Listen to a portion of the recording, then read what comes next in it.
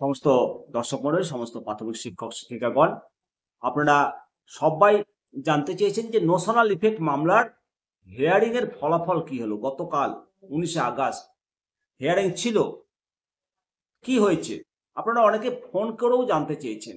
তো বন্ধুরা, এই মামলার হিয়ারিং ছিল, কিন্তু দুঃখের বিষয় মামলার মাননীয় বিচারপতি শিলিগুড়ি সার্কিট বেঞ্চে ব্যস্ত থাকায় কলকাতা হাইকোর্টে এই মামলার শুনানি সম্ভব হয়নি। আশা করি খুব শীঘ্রই, সম্ভবত এই মাসেই এই মামলার শুনানি আবার হবে। শিক্ষকদের দাবি এবং অধিকার সুরক্ষিত হবে। এই পরিস্থিতিতে শুধু একটু ধৈর্য, একটু মনোবল ধরে অপেক্ষা করতে হবে।